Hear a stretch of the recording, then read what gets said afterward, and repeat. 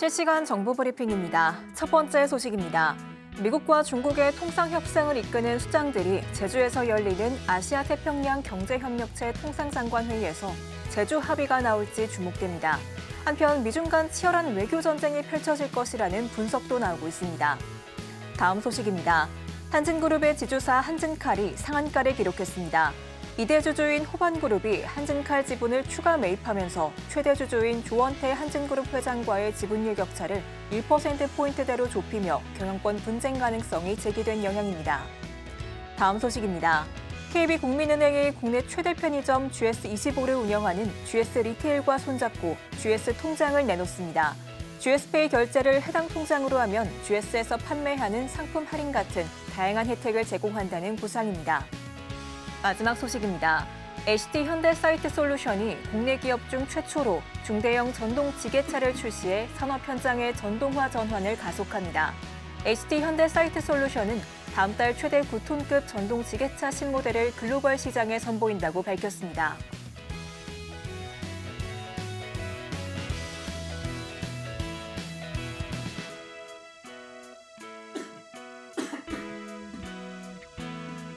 자인사색 주식 고수들의 매매 비결이 공개됩니다. 안녕하세요. 주식포맨 진행의 우예진입니다. 오늘 우리 양시장 모두 빨간불 켜내긴 했지만 어제와는 사뭇 다른 흐름이었습니다. 미중 관세 전쟁이 한시적 휴전에 그칠 수 있다는 신중론이 제기됐기 때문인데요. 여기에 더해서 미국 4월 CPI 발표를 앞두고 관망세까지 더해진 모습으로 풀이됩니다. 한편 저희 방송 공략주들 오늘도 흐름이 좋았습니다. 녹십자와 유한양행, 또 LG생활건강 모두 다 빨간불 켜냈는데요.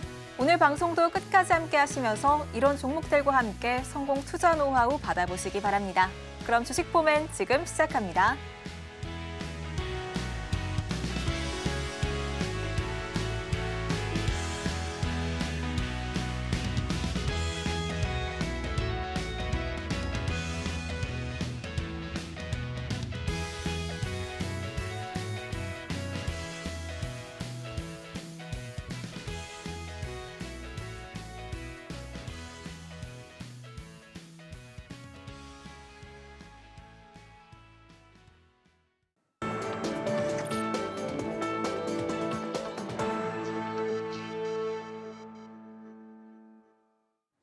그럼 먼저 오늘 시장 분석 도와주실 전문가님부터 모셔보도록 하겠습니다. 화요일인 오늘 장자방 전문가님과 함께합니다. 전문가님 어서 오세요. 안녕하세요.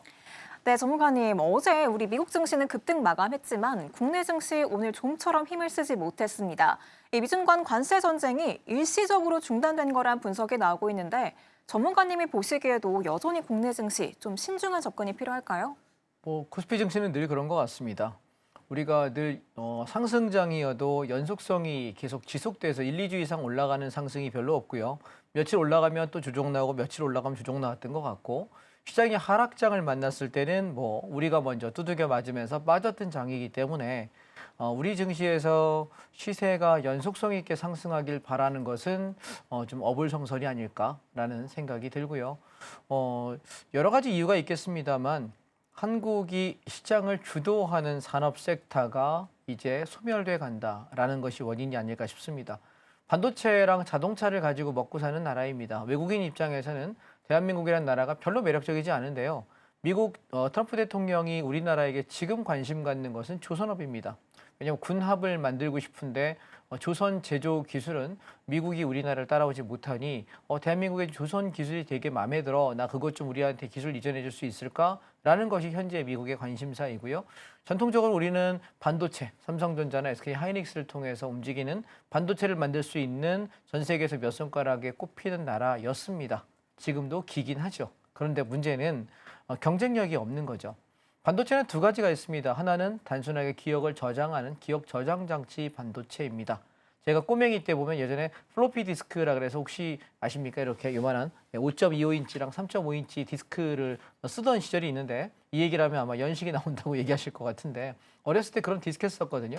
그래서 우리가 자료 같은 것들 갖다가 저장해서 디스켓에다가 이렇게 저장해갖고 담고 다녔는데 어느 순간 되니까 USB로 바뀌고요. 어느 순간이 되니까 이제 USB도 잘 안 들고 다니죠. 요즘에는 그 꼽는 포트도 별로 없으니까 요즘에는 웹하드 형식으로 저장을 하죠. 자, 무슨 얘기냐면 저장 장치가 계속 진화하고 있는데 예전같이 저장 장치는 이제는 너무 편안하고 너무 대중화돼 있고 너무 값싼 기억 저장의 메모리 공간인 것 같습니다. 그러면 지금은 AI가 굉장히 많이 선행하고 있는데 AI 시대에 우리가 그럼 어떤 반도체가 제일 많이 필요하냐라고 묻는다면 연산작용이 가능한 스스로 학습하고 연산하고 계산할 줄 아는 반도체가 필요한데 우리나라의 하이닉스나 삼성전자에서는 그 역할을 충분하게 하지 못한다는 거죠. 그러면 대만의 TSMC가 그 업계에서는 1등이거든요. 그래서 계속 중국이 호시탐탐 대만을 침공하겠다라고 공언하고 그 TSMC를 갖고 싶은 거고 미국 입장에서도 TSMC의 그 반도체가 꼭 필요한데 그 기술을 좀 어떻게 얻고 싶은데 그래서 사실 미국하고 중국하고 계속해서 전쟁을 하고 있는 싸움의 근거에는 그 반도체 패권이 있는 대만을 갖고 싶은 야욕이 있는 게 아닌가라고 저는 추측해 봅니다. 자, 얘기가 길어졌는데 다시 돌아와 보겠습니다. 그러면 우리나라 입장에서는 반도체를 만드는 삼성전자와 하이닉스, 그다음에 자동차를 만들고 있는 현대와 기아 요 두 개 빼고는 외국 입장에서 별로 내키지 않고 그나마 조선 배를 만드는 기술이 전 세계에서 수위에 꼽히는 나라이기 때문에 요 세 개의 산업이 성장 산업이라고 하겠습니다. 그런데 조선은요. 계속해서 얘는 우리가 다시 배를 만들어야 될 시기가 올 때 3, 4년에 한 번씩 오게 되는데 그 시기에만 이렇게 사이클이 돌 뿐이지 지속적이진 않은 것 같고요. 그다음에 반도체하고 자동차가 우리가 치거니 받거니 가야 되는데 얘가 지금 상승 동력을 잃었습니다. 따라서 지금 제가 어떤 얘기를 드리고 싶은 거냐면 지금 시장이 조정이 나오면 사는 구간이에요. 조정이 나오면 우리가 계속 제가 12월부터 조정 시에 사고 올라갈 때 팔고 조정 시에 사고 올라갈 때 팔고 반복하면서 5월까지 갈 거다. 그런데 본격적인 상승은 6월, 7월 여름장에 꽤 세게 움직일 거야라고 말씀을 썸머 랠리를 말씀드리고 있습니다. 따라서 지금 우리는 뭘 해야 되냐면 주가가 조정이 날 때 국내 증시는 시세좀 나면 팔고 다시 떨어질 때 기다리고 시세좀 나면 팔고 떨어질 때 기다릴 텐데 6월, 7월 달은 그런 장이 없을 거예요. 그래서 아마 5월에 우리가 조정이 한번 올 때 매수할 수 있는 기회를 준다면 이제 여름장 전에 마지막 매수 기회일 거다라는 생각이고요. 조만간에 시장이 조정이 한 번 더 받을 겁니다. 그때 우리가 좀 싸게 사면 좋겠다 말씀을 드리고 싶고요. 그래서 오늘은 여러분들께 그런 해당 종목에 관한 말씀을 좀 드릴 생각이고 그다음에 저희가 미국 관련, 그다음에 중국 관련, 그다음에 인도 관련 ETF들 저희가 투자하자고 했던 게 5종목이 있었습니다. 최바닥에서 계속 말씀드렸는데 꽤 많이 올랐습니다. 3주 동안 꽤 많이 올라서 오늘 그 종목들 말씀드릴 테니까 차근차근 함께 보시면 되겠습니다. 우리 증시 내에서는 반도체주와 자동차주 그리고 조선주 주목해봐야 될 것 같습니다. 전문가님께서 본격적인 상승이 여름 혹은 가을에 올 것이라고 예측해 주신 만큼 지금이 마지막 매수 기회일 것 같은데요. 그렇다면 섹터별로 어떤 종목 주목해야 될지 알아보도록 하겠습니다. 전문가님, 섹터별로 어떤 전략 세워볼 수 있을까요? 예, 제가 지난 주말에 토요일 날 온라인 특강을 했습니다. 제가 온라인 강의를 할 때 한 달에 보통 2번 정도 여러분하고 온라인 강의를 진행하는데 온라인 강의할 때 제가 어떤 종목을 어디서 사야 되고 왜 그 종목을 공략하고 목표가는 얼마인지에 대해서 굉장히 상세하게 설명을 드립니다. 자, 왜 그러냐면 우리가 지금 현재 생방송을 진행하는 이 시간은 저에게 주어진 시간이 한 2, 3분밖에 되지 않습니다. 그렇다 보니 제가 드리고 싶은 말씀을 그냥 한 종목당 1분 정도, 길어도 2분 이상을 할 수가 없습니다. 그래서 그냥 여기서 사고 목표가 어디입니다. 여기서 사고 기다려야 됩니다. 여기까지 기다려야 매수할 수 있습니다. 이 결론에 관한 말씀 외에는 드릴 수가 없거든요. 그래서 제가 여러분께 당부 말씀드리고 싶은 것은 제가 진행하는 온라인 무료 특강에는 종목에 관한 그리고 시황에 관한 그리고 시장의 매매 대응을 해야 되는 방식에 대해서 굉장히 상세하게 설명하고 있으니 그 구간 안에 꼭 들어오셨으면 좋겠다는 생각이고요. 현재 오늘 저는 제가 들고 가는 종목들에 대한 대응 전략을 설명드릴 예정입니다. 그래서 대부분 온라인 강의에서 여러분께 매수 타점을 잡아드리고 그게 꽤 많이 올랐던 기억들이 있습니다. 그리고 또 하나 제가 여기 생방송에서 여러분께 지금 이 종목 사면 좋을 것 같아요. 저점인 것 같아요. 라고 이야기하고 나서 한 1, 2주, 2, 3주 지나면서 많이 올라가거든요. 근데 올라갈 때마다 꼭 묻는 분이 있어. 지금이라도 살까요? 지금 더 사도 될까요? 혹은 안 샀는데 나 지금 추격 지금도 해도 될까요? 물어보는 분이 있어서 저는 추격 얘기하면은 대답을 안 하는 편입니다. 왜냐하면 쌀 때 뭐 하고 있다가 왜 뒤늦게 살려고 합니까? 우리가 버스는요, 여러분 이렇게 생각해 보세요. 내가 쌀 때 종목을 안 사는 사람은 내가 버스 타려고 있어. 버스가 내 앞에 딱 서가지고 문을 열어요. 자, 타세요. 근데 탈까 말까 망설이는 거야. 왜? 이 버스 타면 엉뚱한 데 가지 않을까? 집에 똑바로 갈 수 있을까? 이거 타면 내가 앉을 수 있을까? 이거 타면 정상적으로 너무 비싸게 내가 이 버스를 타는 게 아닐까 고민하거든요. 그런데 내가 고민하는 와중에 버스 문이 닫힙니다. 그럼 어떻게 될까요? 왕 가면서 보면 남들 많이 탔거든. 그러니까 뭐해? 야, 저거 괜찮은 버스였나 보다. 나는 그거를 타기 위해서 뭐 할까요? 열심히 뜁니다. 여러분 예전에 맨발의 기봉해 보셨습니까? 이러면서 뛰어야 된다고. 그럴 필요는 없거든요. 그래서 우리가 내가 놓친 것은 죽어라고 뛰어가지 마십시오. 맨발의 기봉이처럼 바보 되는 상황이 생깁니다. 굳이 버스 매연 마시면서 뛰지 마시고 지금 타시라고, 저점이라고, 지금이 여러분이 탑승할 시기라고 이야기 드릴 때 평소에 공부해 놓으셨다가 그 시기가 오면 함께 탑승하시기 바랍니다. 아시겠죠? 예. 자, 그러면 종목들 하나씩 살펴보겠습니다. 첫 번째, 저는 이제 대한민국 주식에 투자하는 원화 가치에 투자하는 상품보다는 달러 주식에 달러 가치에다 우리 투자하는 것이 되게 유리할 거다라는 얘기를 여러분들께 계속 작년 겨울부터 드리고 있습니다. 그러다가 조정을 계속 기다리다가 제가 여러분께 작년에 겨울에 테슬라 가지고 좀 재미를 많이 봤죠. 그죠? 트럼프 대통령 당선될 거예요라고 이야기하면서 최대 수혜주로 테슬라에 관한 말씀을 드렸는데 꽤 많이 올랐습니다. 그리고 조정을 기다리다가 제가 여러분들께 여기 4월 초에 저희가 조정이 나올 때 11,000원부터 11,500원 구간에서 매수하시면 좋겠어요라고 이야기 드렸고요. 그리고 저희가 이렇게 반등했다가 조정 나올 때 제가 여기 이 자리에서 방송에서도 말씀드리고 그리고 온라인 무료 강의 때도 계속 이야기 드렸습니다. 테슬라가 이제 오를 거야. 그러면서 지난주와 지지난주에 제가 테슬라에 관한 얘기를 했습니다. 일론 머스크 얘기를 하면서 일론 머스크가 트럼프 대통령이 당선되는데 가장 공을 많이 세운 사람 중에 한 명이죠. 그리고 상당히 많은 기타금, 기부금을 냈습니다. 정치 헌금을 꽤 많이 했는데 대략 우리 돈 한 2천억 좀 넘는 것 같습니다. 2천억 정도 투자했는데 그리고 나서 뭐 했냐면 미국에서 효율성이 떨어지는 부처들을 다 쳐냅니다. 예산을 삭감해버리고 구조조정해서 사람들 내보내버리고 잘라버리고 그 역할을 5개월 동안 했습니다. 그러면 적이 많겠죠. 근데 제가 테슬라가 이제 슬슬 매수 타점입니다라고 이야기했던 건 이 고점에서부터 이렇게 빠졌어요. 완전히. 그러면 저 고점에서부터 얼마까지 빠졌냐면 반토막 났습니다. 2만 원대까지 갔던 놈이 1,600원까지, 10,000원까지 빠졌으면 정확히 반토막 났거든요.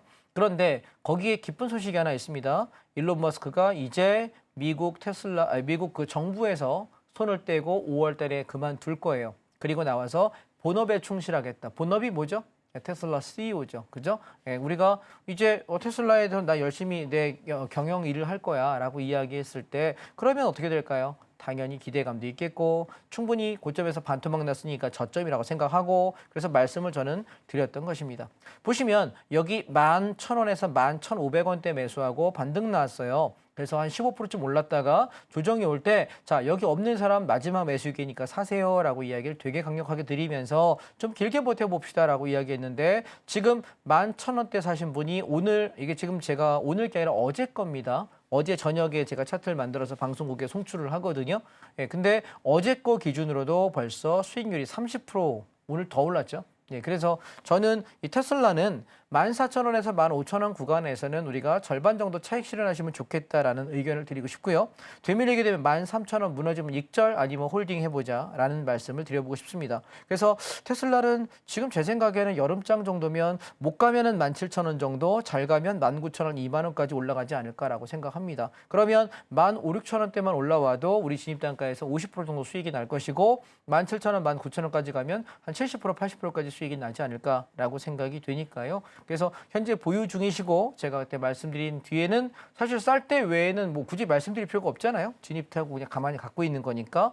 그래서 내일 아침에 눈 뜨시면은 테슬라를 한 반을 정리할게요. 아시겠죠? 내일 아침 시초가에 요 종목 코드 457480입니다. 에이스 테슬라 밸류체인 액티브라고 하는 ETF이고 457480 이 종목 저희가 저점에서 매수했으니까 내일 아침에 눈 뜨시고 시초가 땡 출발하자마자 절반을 차익 실현 던집시다.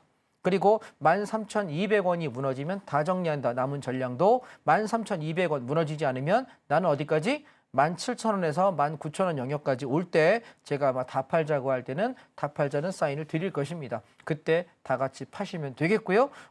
제가 다 파는 사인을 어디서 받느냐 화면 하단에 보시면 참여하는 방법이 있으니까 들어오시면 제가 팔 때 함께 여러분도 공유가 되실 겁니다. 두 번째 종목입니다.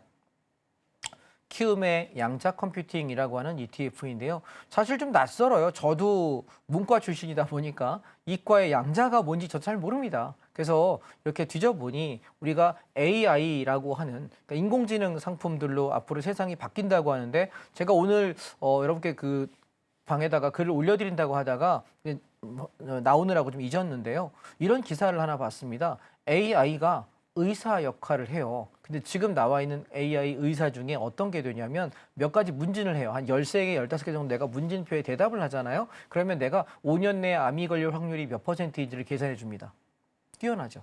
근데 거기에 댓글이 여러분 그 의료 메디팜이라 그래서 의사들이 보는 커뮤니티가 있습니다. 의사들끼리만 보는 커뮤니티가 있는데 거기에 들어가면 야, 내가 15년 동안 공부한 거를 얘는 1분 만에 진단하네. 내가 설 자리가 없네. 무슨 얘기인지 알겠습니까? 앞으로 우리가 수술을 하거나 실제 의사를 만나서 대면 치료해야 되는 일을 제외하고는 웬만한 건 로봇 그리고 AI가 대체할 것 같아요.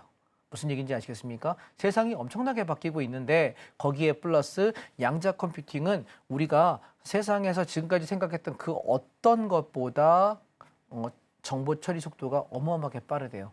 그래서 정확히 몇 년 뒤가 될지는 우리가 모르겠습니다만 한 10년에서 15년 정도 뒤에는 이 양자 컴퓨팅이라고 하는 것이 우리의 실생활에 꽤 지금 우리가 AI, 야, 챗 GPT 보면서 신기하다 하면서 막 하고 있는 것처럼 이런 세상이 오지 않을까라고 생각을 해요. 그래서 저는 양자 컴퓨팅 같은 경우에는 조정 시에 매수해서 좀 길게 끌고 가는 매매가 필요하지 않을까라고 말씀을 드려보겠습니다. 그래서 제가 지난번에 얘도 똑같이 우리가 요 방송국에서 그리고 온라인 강의를 할 때 모집 강의할 때 온라인 무료 특강을 통해서 여러분께 뭘 설명했냐면 7,500원에서 밑에 조정 시에 사보세요 이야기하고 요 위에 올라올 때 8,700원 찍을 때 차익 실현 한번 했고요. 다시 떨어질 때 다시 7,000원 초반, 7,100원, 200원 밑에서 이렇게 분할 매수할게요. 했더니 하나, 둘, 셋, 3거래일 동안 매수할 기회를 줬습니다. 그리고 쭉 치고 올라오면서 자 어제만 해도 4.2% 올라왔는데요. 얘가 여기 앞전 고점이 6,700원입니다.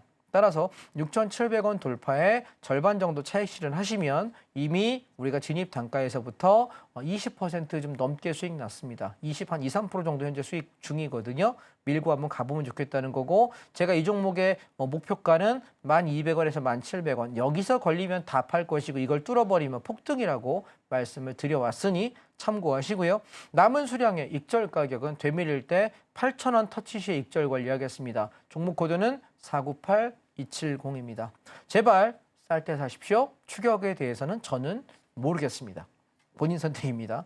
저는 좀 쌀 때 사시라고 이야기를 드리고 있고 안전하게 바닥 잡았는데 20% 이상 수익 났으면 된 거 아닐까요? 그죠? 내가 1억 베팅했으면 2천만 원 수익입니다. 1,000만 원 베팅하면 200만 원 이상의 수익이니까 우리 이렇게 안전한 매매 좀 하시면 좋겠다.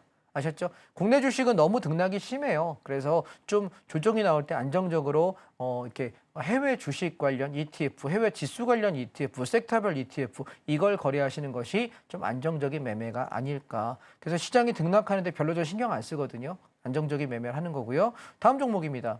코덱스 빅테크 10이라고 하는 ETF입니다. 종목 코드 314250이고요. 자, 이 종목도 마찬가지로 미국에서 빅테크가 뭐예요?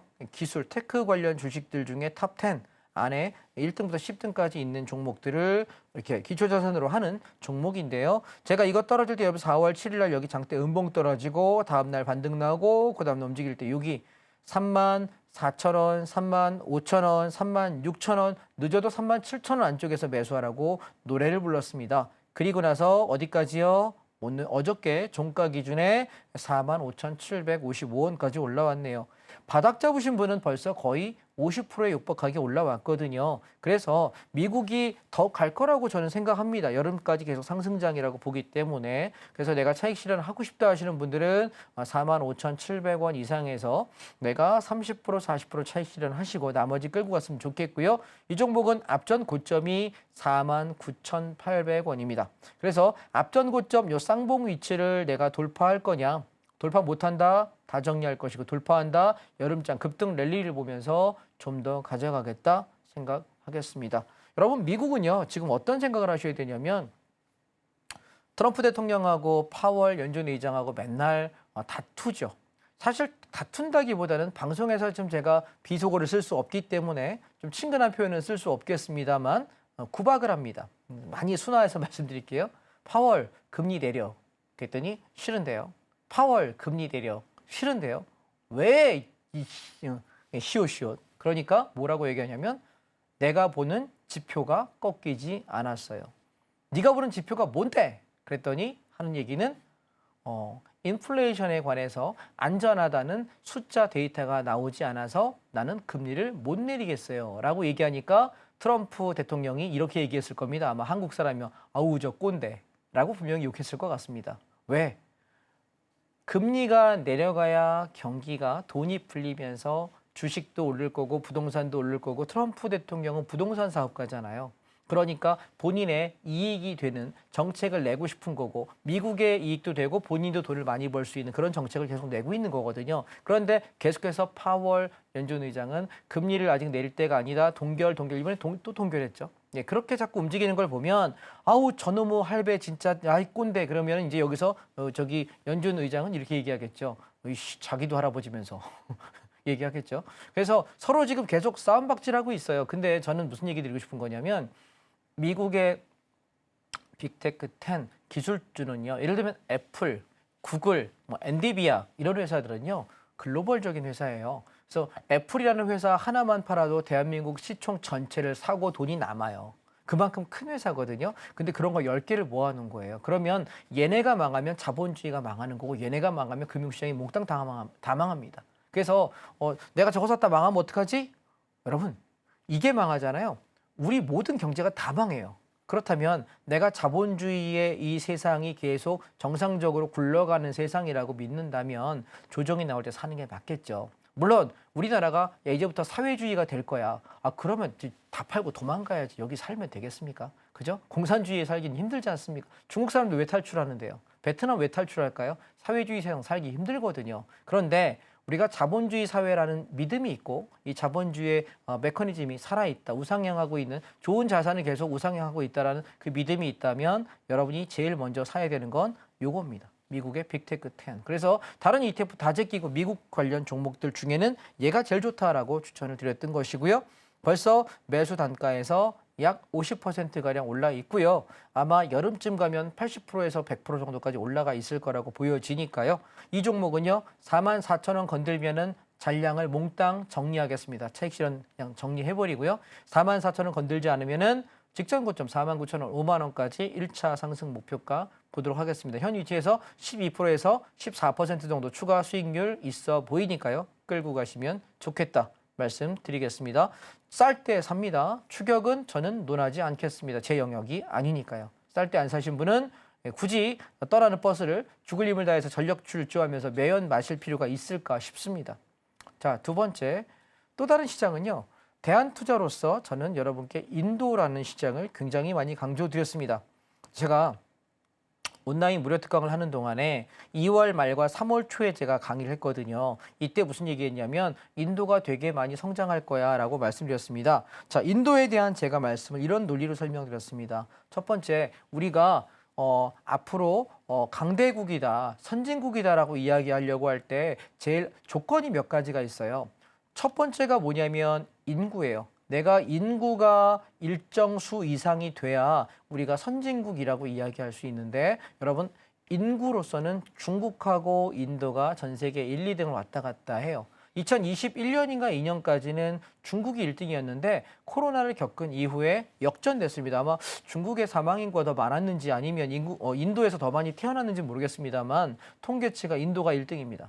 그래서 인구에선 압도적으로 인도가 1등을 하고요. 두 번째가 뭐냐면 얘가 자본이에요.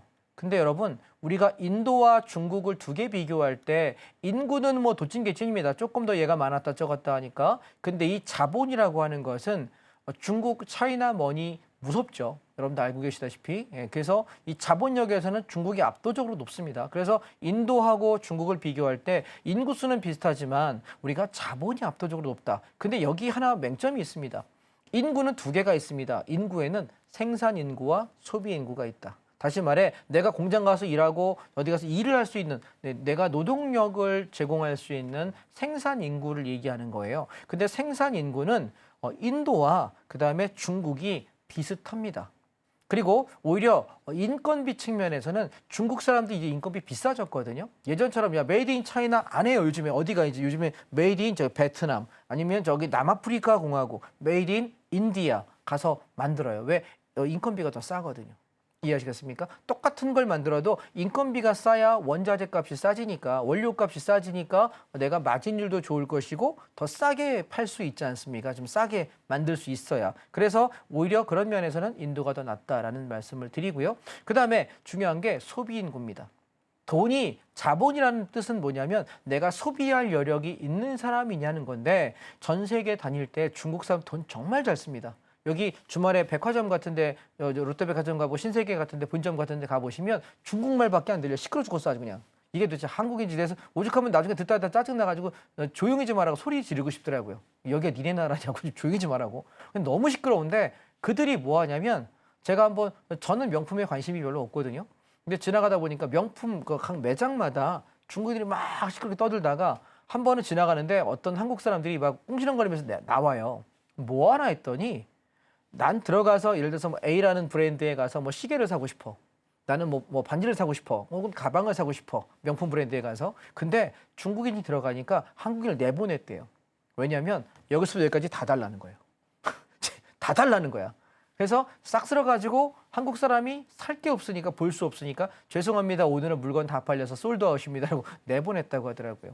그만큼 중국은 돈을 쓸 수 있는 돈이 굉장히 많은 나라입니다. 그래서 저는 여러분께 인도는 중국의 대체품으로 하위 교체제인 것이지 대신 사회주의 국가는 아닌데 카스트 제도라고 하는 신분제가 있기 때문에 제한이 있거든요. 그래서 우리가 성장 소비 인구가 좀 제한적인 겁니다. 왜냐하면 인도는 지금도 여러분 저 위에 브라만 계급에 있는 사람이 밑에 저기 천민하고는요 말을 안 섞어요. 밥 같이 안 먹습니다. 물 따라줘도요 손에다 달라 그러고 맨손으로 이렇게 받아먹는 그런 문화가 아직도 우리나라의 옛날에 양반과 상놈의 문화처럼 그런 문화가 아직도 있거든요. 그래서 인도는 앞으로 성장성은 좋겠지만 지금 당장 폭발적으로 성장하지는 않을 거예요. 그래서 조정이 나올 때마다 사기가 되게 좋은 종목이다라는 거고요. 세 번째가 뭐냐면 군사력인데요. 이 군사력 측면에서 인도는 그냥 그렇죠.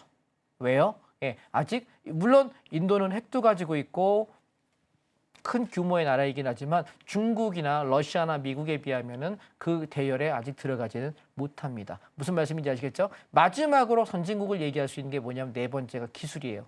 그런데 인도는 그런 기술력을 갖지 못했고 중국은 가지고 있습니다. 그래서 저는 여러분께 물론 우리가 선진국 그러면 몇몇 나라를 얘기할 수 있겠고 그중에 1등은 현재는 미국이에요. 그런데 나중에 패권을 놓고 바라봤을 때 중국이 1등으로 올라서는데 10년에서 15년 본다 저는 생각합니다. 그래서 인도는 중국의 대체제로서 왜 중국은 사회주의 국가다 보니까 중국 관련 상장되어 있는 것이 미국에 상장되어 있는데 갑자기 미국이랑 틀어져 버리면 야 저거 다 상장 폐지시켜버려 상장 내보내버려 그러면 우리가 중국 시장에 직접 투자하는 게 아닌 이상 직접 투자하면 공산당이 막으면 돈을 회수할 방법이 없어요.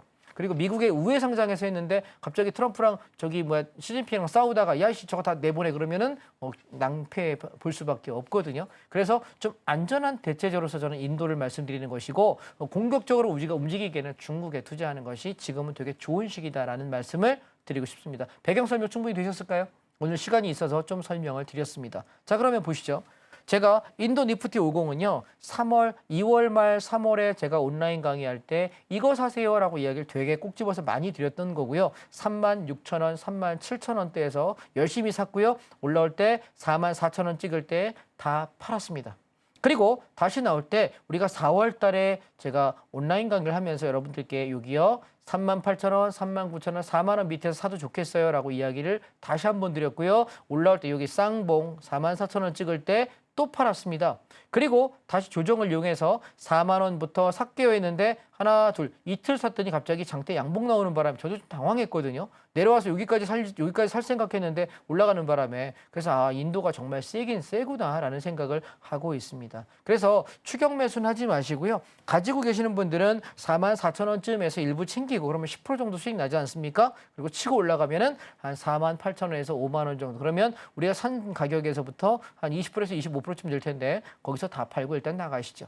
오케이? 그리고 다시 조정이 온다면 없는 분 입장에서는 3만 7천 원에서 3만 5천 원 구간 내려온다면 이것도 사야 돼요. 이해하셨죠? 그래서 항상 관심 종목에 요 지금 말씀드린 종목들은 넣어놓으셔야 돼요. 국내 증시에 배팅하지 마시고 이런 종목들이 조정이 나올 때 한 번씩 꼭 사세요라고 자꾸 말씀드리고 있는데 여러분 이건 되게 중요한 것 같아요. 저한테 조정 나오면 언제 살까요? 미국 관련 ETF 사고 싶어요. 중국 사고 싶어요. 인도 사고 싶어요. 얘기를 맨날 하시는데 정말 사라 그러면 안 사더라고요. 왜? 싸다고 얘기할 때는 더 떨어질 것 같으니까 본인이 안 사는 거예요. 왜? 공부가 안 돼 있으니까. 이 자리가 저점이고 이 자리가 바닥 다지기고 이 자리부터 올라가는 자리라고 얘기를 누누이 해도 본인은 자기 눈에는 그렇게 안 보이는 거예요. 왜? 공부가 안 돼 있으니까. 패턴과 유형과 비슷한 배열의 모습들이 공부가 안 되어 있게 되면 안 보입니다. 자, 그 다음 보겠습니다. 또 하나의 대한투자시장은 중국입니다. 자, 제가 여러분 중국을요, 올 초에 차이나 H 레버리지를 1,800원에서 1,900원, 2,000원대 집중적으로 매수하세요 얘기했는데 3,100원까지 오르면서 한 55%, 60% 수익 났습니다. 그리고 중국 건들지 말라 그랬습니다. 누구랑 계속 미국이랑 싸우잖아요. 근데 트럼프랑 열심히 쌈박질할 때 여러분 그 유명한 인터넷에 돌아다니는 짤을 좀 많이 보셨습니까? 이런 얘기 했잖아요. 관세에 대해서 자, 트럼프가 저기 교관입니다. 그래서 훈련병들을 쫙 놓은 거야. 여기는 한국, 여기는 중국, 저기는 일본, 여기는 유럽 해가 EU 뭐 앉혀놓고 자 오늘 교관으로 임명받은 트럼프라고 합니다. 자 뭐라고요? 트럼프. 아 목소리가 작습니다. PT 10번 시작합니다. 몇 번? 그랬더니 10번. 아 목소리 마음에 안 든다. 몇 번? 30번. 몇 번? 50번. 이렇게 하면서 개수를 늘렸어요. 근데 다른 사람들은 목소리가 마음에 든 거야. 그래, 너는 관세율 50%만 매길게. 너는 20%만 매길게. 너는 10%만 매길게. 그렇게 매겼다고요. 근데 유난히 마음에 안 드는 훈련병이 하나 있었습니다. 그 이름하여 중국이죠. 그러니까 뭐해? 너 마음에 안 들어. 너는 120번 뛰어. 관세율 120%? 130%. 그랬는데요. 어저께 중국하고 일본하고 뭔 얘기를 했냐면 갑자기 시진핑하고 어떤 얘기가 됐는지는 모르겠으나 미국에서 중국에다가 넘기는 거에 대해서는 어떻게 한다고? 네, 이제 중국에서 우리한테 오는 거는 나는 30% 과세할게. 원래 140%인가 그랬을 거예요. 그러니까 100% 이상 깎아줬죠. PT 140번 뛰라 했다 30번 뛰라면 아유씨 껌이지 뭐. 기쁜 마음으로 PT 뛸 수 있죠. 근데 중국도 어떻게 물러섰냐면 야 미국에서 가지고 오는 건 나 10%만 과세할게. 그러니까 한 발 물러선 거죠. 많이 물러선 거예요. 그러니까 뭐해? 마음에 들어. 그러니까 너 PT 조금만 뛰어. 30번만 뛰면 돼. 그 정도는 운동 삼아 할 수 있지? 예, 형님 감사합니다로 열심히 뛰고 있는 거예요. 이해하시겠습니까? 자, 그 얘기는 뭐냐면 우리가 중국 떨어질 때 제가 4월 초에 온라인 특강을 통해서 그리고 여기 방송을 통해서 중국 저점이다 사자라고 이야기 드렸습니다. 보시면 똑같이 여기 저점 쌍바닥 이렇게 내려오는 1,800원에서 2,000원 구간 사세요. 하나, 둘, 셋. 딱 3일 동안 살 기회 줬거든요. 도르륵 올라오네요. 벌써 얼마 올라왔습니까? 저점 매수 자리에서부터 25% 올라왔네요. 어제 종가 기준입니다. 그래서 우리가 주식을 살 때 제일 안전하게 매매할 방법은 언제냐면 난 현금 들고 열심히 공부하는 겁니다. 뭐 할 때까지? 우량한 게 조정 나올 때까지. 그러다가 조정이 나오면 내가 공부했던 패턴, 내가 보니까 야 이럴 때는 꼭 이렇게 반등 나오더라. 이런 자리가 괜찮더라. 이게 공부가 돼 있어야 나는 뭐합니까? 사는 겁니다. 알겠습니까? 제가 아무리 얘기 드려도 모르겠습니다. 여러분이 경제TV를 여러 군데 보시고 혹은 우리 서울경제TV에서 여러 전문가분들, 여러 출연자분들하고 방송을 여러 시간대 보시겠죠. 그런데 제가 하는 종목에 유난한 특징이 있을 겁니다. 첫 번째, 제가 하는 종목은 한 50개 종목에서 계속 돌려갑니다. 신규 종목이 잘 안 나옵니다. 왜? 이게 제일 좋으니까. 무슨 얘기냐면 야, 너 부동산 투자할 건데 어디 가서 투자할래? 라고 서울에 사야지. 그렇지 않습니까? 그중에 야, 너 돈 좀 있어. 그럼 어디 살래? 최소한 마용성은 사야 되지 않을까? 넓혀봐야 강동구 정도인 것 같고 돈 좀 더 나 돈 많아. 그럼 어디 할래? 아 당연히 강남 서초야. 송파 안 가. 당연히 강남 서초야. 그중에 어디 갈래? 더 많으면 반포 아니면 압구정 사야지. 딴 데를 왜 사? 그렇지 않습니까? 이건 너무 답이 당연한 거예요. 그런데 우리는 그 짱짱한 50개 정도 종목 그 안에서 노는 것이 말하자면 부동산으로 말하면 이게 마용성이야. 확실하게 이해되시겠습니까? 제가 맨날 거래하는 한 20개 종목이 있거든요. 걔가 강남 3구야. 강남 서초 송파야. 그중에 제가 매우 좋아하는 종목이 한 4, 5개 있거든요. 얘가 압구정이고 얘가 반포인 거예요. 이해했습니까? 그 나머지를 거래할 필요가 있을까? 없다니까. 물론 가끔 조정 나오면 저기 과천도 한번 살 수 있는 거고 가끔 조정 나오면 저기 광교도 살 수 있는 거고 동탄도 살 수 있어. 걔는 언제? 완전히 헐값일 때. 그 외에 살 필요가 없는 거잖아요.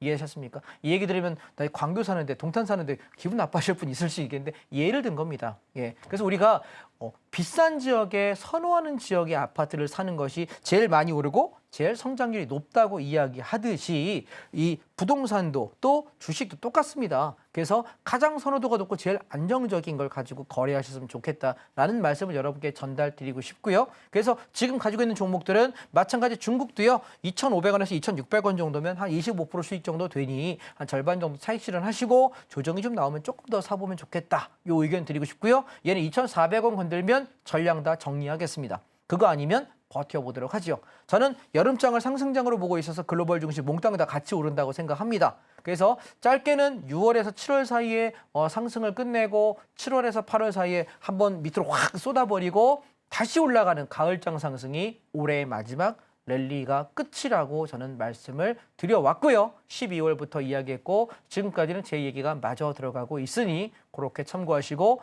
조정이 나올 때 좀 싸게 사고 올라갈 때 팔고를 반복하시면 좋겠다. 근데 저처럼 매매하시면 단점은 있어요.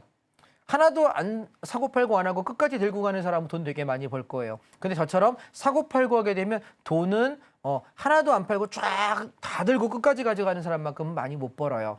근데 단점은 뭐냐면 그게 단점이죠. 근데 장점은 뭐냐면요. 시장 상황이 갑자기 급격히 떨어지거나 주가가 확 빠질 때 리스크는 없어요. 분할로 팔고 다시 조정 나오면 사고 분할로 팔고 조정 나오면 사고 차익 실현 반복하기 때문에 그래서 뒤집어 생각해 보면 1년 단위로 보시고 2년 단위, 3년 단위 길게 보시잖아요. 6개월, 1년씩만 바라보더라도 저처럼 리스크를 두들겨 맞지 않으면서 매매하는 사람이 오래 살아남고요. 굉장히 수익을 훨씬 더 많이 쌓아갑니다.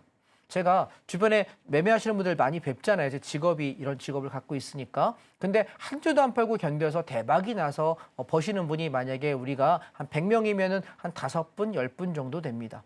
그분들은 정말 뚝심을 가지고 한 번 사면 목표가 올 때까지 절대 안 팔고 1년이고 2년이고 버티세요. 그래서 돈을 많이 버세요. 근데 대부분은 100명이면 나머지 85명, 90명은 어떤지 아세요? 사고 파는 사람이 돈 더 많이 벌어요. 그러니 우리가 5명, 10명에 내가 그 5%, 10%의 상위 그룹에 속할 정도 실력이 되지 않으시고 경험이 안 되신다면 대다수의 85%, 90%의 사람들처럼 우리는 조정 나올 때 사고 시세 좀 주면 팔고 다시 현금 들고 있다가 조정 기다렸다가 조정 나오면 사고 올라갈 때 팔고를 반복하시는 매매를 권장드리고요. 마지막으로 하나 더 말씀드리면 5월에 지금 요 조정이 나올 때 사는 거 있지 않습니까? 이게 이제 마지막일 거예요. 그리고 여름까지 그대로 올라가야 되니까 조정을 여러분 5월 중에 조정이 좀 나온다고 하면 저는 종목들 요거 사자 저거 사자 말씀을 드릴 거예요. 그런데 제가 드리는 종목은 언제가 제일 좋으냐면 조정이 나올 때 제가 방송국 출연하는 날이면 조정기에 싸게 사자고 이야기할 텐데 전 일주일에 한 번밖에 출연하지 않습니다. 그러면 어떻게 해야 될까요? 여러분 저와 함께 하시면서 제 자료를 꾸준하게 시황을 구독하시는 것이 가장 좋은 방법일 것 같고요. 그다음에 두 번째는요. 제가 한 달에 2번 정도 온라인으로 무료 강의를 합니다. 무료 강의할 때 오셔서 그 이야기들을 듣고 있으면 제가 드렸던 종목들 함께 갈 수 있는 방법이 되지 않을까 싶으니까요. 잠시 전하는 말씀 듣고 그 다음 말씀 이어가겠습니다. 지금부터는 주식 포맷의 가장 중요한 시간입니다. 바로 전문가님의 성공 투자 비결 알아보도록 할 텐데요. 상승장에서도 하락장에서도 든든한 전략 세워주신다고 합니다. 전문가님, 오늘 준비해주신 강의 지금 시작해 주시죠. 예, 화면을 보시겠습니다. 주식시장이 상승도 하고 하락도 합니다. 그런데 사람들은 상승장에만 벌 수 있는 주식이 전부라고 생각을 하죠. 저는 이렇게 생각합니다. 우리 시장은요, 제가 통계를 내보니까 1년에 12달 중에서 상승장은 한 5개월에서 6개월입니다. 그리고 하락장 혹은 변동성장이 보통 한 7, 8개월 정도 되는 것 같습니다. 그렇다면 하락에 대한 대비가 되지 않은 상태에서 매매를 잘할 수 있는 방법은 별로 존재하지 않는 것 같습니다. 내가 하락을 피해갈 수 있는 방법은 상승할 때 적당히 팔고 하락을 기다리는 거죠. 그리고 나서 조정 나오면 또 사고, 이 방법을 반복하는 방법인데, 저처럼 선물 옵션을 하는 사람이라면 시황을 볼 수 있겠습니다만 일반 주식 투자자분들은 시황을 그렇게 잘 보기가 어렵습니다. 여러 가지 보조 지표들 함께 갖다 놓으시더라도 경제 산업의 사이클과 내가 시장이 오르고 내리는 마켓 타이밍을 찾기는 생각보다 어려우니까요. 그래서 저는 여러분께 선물 옵션을 권해보겠습니다. 자, 이게 제가 여러분 그 인터넷에 돌아다니는 사파를 하나 가지고 왔는데요. 하락장에는 이래요. 내가 투자를 하는 사람 입장에서는 이렇게 거짓골을 면해요. 근데 내가 아무것도 안 한 사람은 이렇게 부자의 모습으로 와, 멋있게 살 수 있죠. 그러면서 여기 보면 여기 이 개구리가 아빠 무등을 타고 이렇게 얘기합니다. 아빠, 우리 집은 왜 부자야? 라고 얘기했더니 아빠가 이렇게 대답합니다. 아빠는 주식 같은 거 안 하거든. 자, 무슨 얘기냐면 하락장에는 안 하는 게 최선이에요. 주식 한다고 했다가 어설프게 샀다가 괜히 저 터지니까 안 하는 게 낫죠. 그런데 저는 여러분께 이렇게 말씀드리고 싶어요. 주가는 오를 때 수익이 나고 떨어지면 손해가 난다. 당연하다고 생각하십니까? 아니에요. 이건 금융상품을 설계한 사람이 올라가는 방향으로만 수익이 나고 하락하는 방향으로 수익을 낼 수 없게끔 만들었기 때문입니다. 이걸 단방향 상품이라고 이야기하고요. 그런데 선물 옵션은요, 양방향 상품이 가능해요. 자, 예를 들어 볼게요. 우리가 지난 3월 말에 트럼프가 관세에 대해서 이야기하면서 시장이 아주 폭락을 했었죠. 보시면 여기 보시면 1987년도에 블랙 먼데이 때 미국 S&P가 26.4% 폭락했습니다. 금융위기 때 12.4% 2008년도에 빠졌고요.